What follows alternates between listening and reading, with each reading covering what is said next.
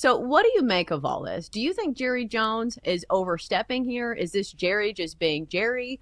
What do you think is going on? What do you think people should make of this? Yeah, I think it's probably Jerry just being Jerry.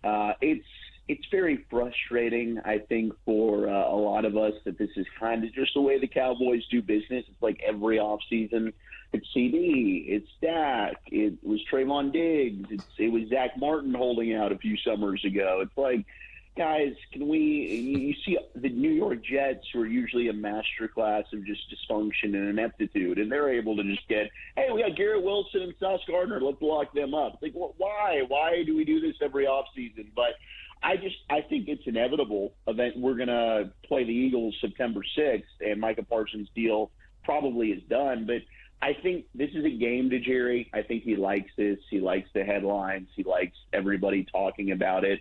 And I just think the way the Cowboys operate, I guess I'm accustomed to it, but I don't think he's overstepped. I think Mike has actually done an excellent job of kind of countering this with the media. And Jerry's talked about how smart and how much he respects Micah Parsons. I think Mike is showing that a little bit because all the leadership stuff that he's talking about that they want Micah to show, I mean, Mike has been in your building now for 4 years. You know the player, and he's worth it. You know, on the field, he's fantastic. I don't know that he's actually a leader in the locker room, but your best player is not always going to be a leader that you want him to be. And everybody has different ways of leading. And if the other 10 guys on the field try and emulate what Micah Parsons does on a game day, then you're probably going to be okay. So I think it's just a matter of time before it gets done. But this is Jerry being Jerry. This is kind of the way things go every single year when we get out to training camp in Oxnard with the Cowboys.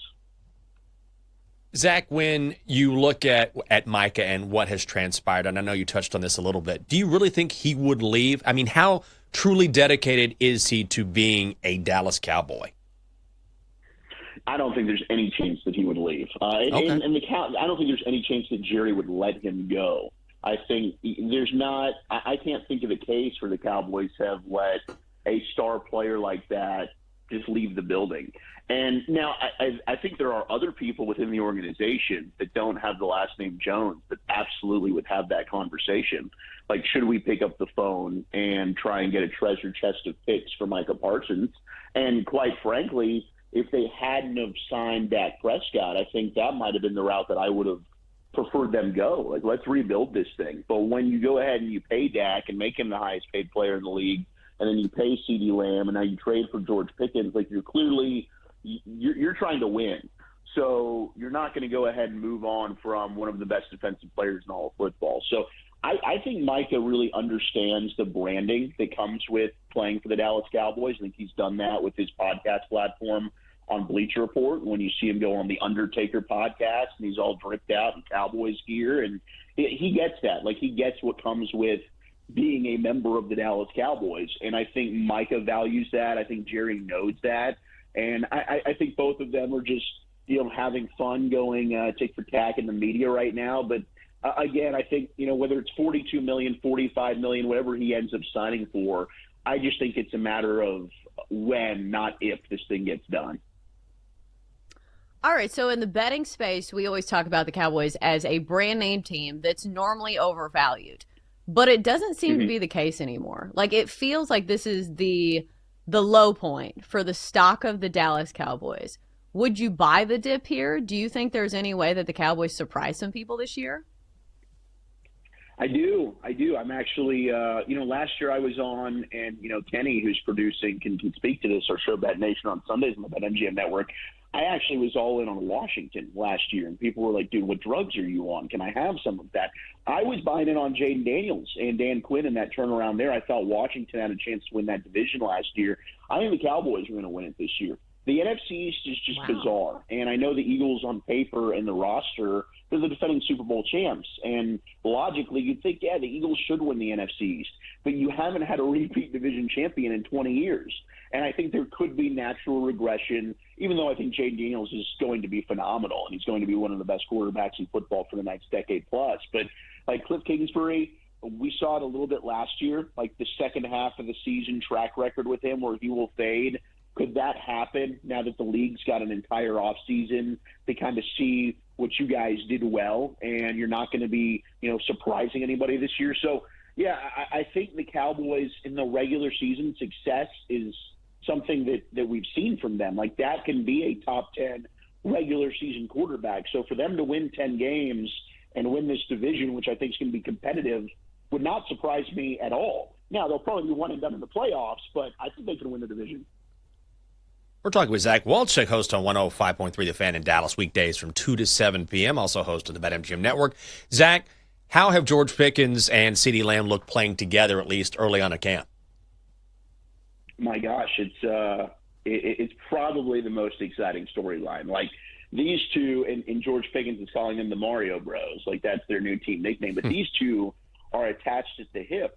I mean, they are twins out there, and them also celebrating the success for each other. Like, when one has a big play or one catches a touchdown during 11-on-11 periods, that's been a lot of fun to see. Like, I was cautiously optimistic about George Pickens. I feel like this is probably a one-year rental for the Cowboys because I just don't see how they can afford to pay George what he's going to want, which is going to be north of $25 million a year. And if he has a good year, who knows?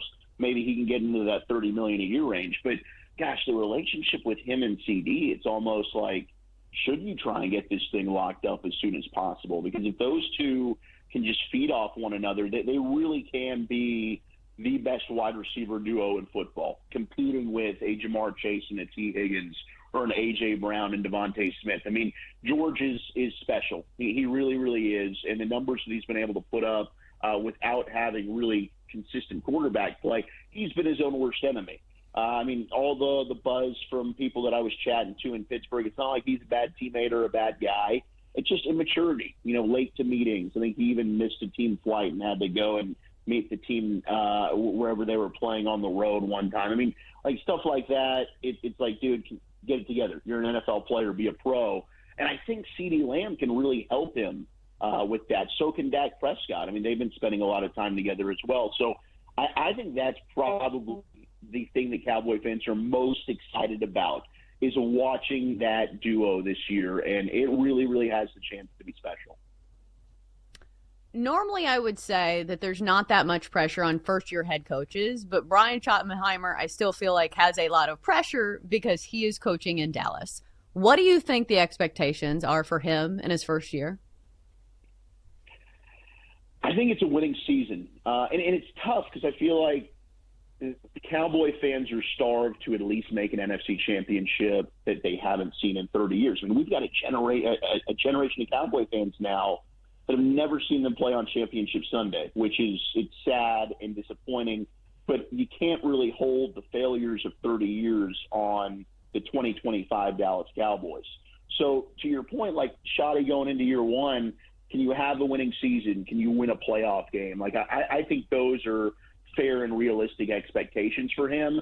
I don't think there's, I've seen other people throw out, oh my gosh, if this thing goes haywire and it's a terrible season, could he be one and done? Could Jerry look to go get Bill Belichick or Nick Saban? No, Jerry doesn't fire a guy after year one. And Jerry, for as much BS as he wants to throw out there about, man, you should see the check that I'd write to get a Super Bowl, he is super frugal when it comes to paying his coaches, and he is not going to pay two coaches at the same time, one to go and work for him, and then another to go sit Mai Tais on the beach and not do anything and collect an unemployment check. Like, he's not going to do that. So I think Shotty's future's safe for at least 3 years, but year one, it is. Like, make the playoffs, and if you can get a playoff win, I think that is certainly a step in the right direction in building this culture that Shotty has been preaching on the entire offseason.